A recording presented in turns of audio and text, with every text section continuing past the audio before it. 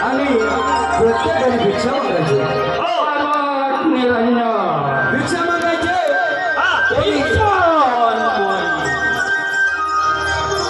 कोणी कोणी भिक्षा द्यायची आणि कोणी भोगलून द्यायचे भिक्षा कमी आवाज आला निरंजन भिक्षा आला निरंजन भिक्षा आला निरंजन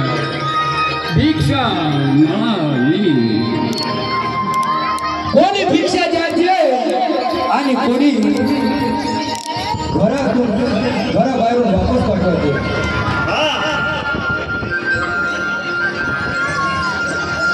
आला निरंजन भिक्षा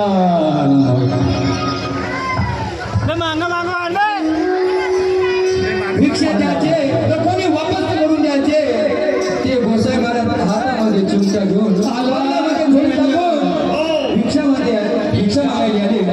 आले द्रव्य शिवराजाच्या राजवाड्यामध्ये आणि बाहेर उभे राहिले आवाज येऊ लागले आला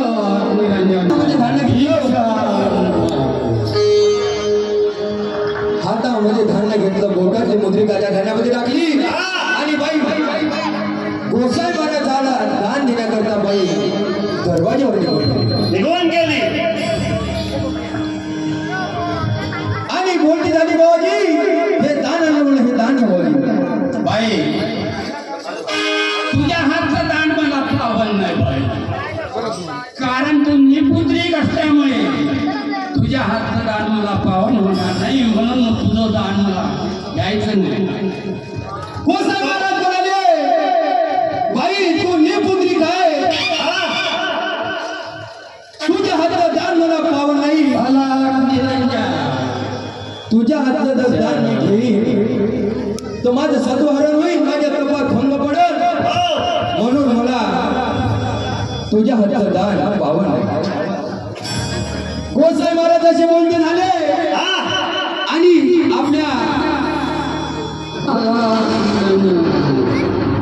झोपडीमध्ये निघून गेले बाई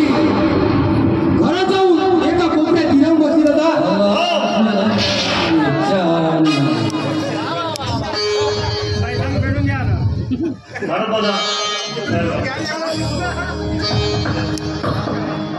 म्हणून बाई एका कोपऱ्यात दिराम बसली बाई विचार करते मी एवढं कोणतं पाप केलं गोसाई महाराज माझ्या हातात दान का बरं घेतलं म्हणून या समय जो समय एक झाला ना राजा राज सज्जनतून राज दरबारी आला आता विचार करते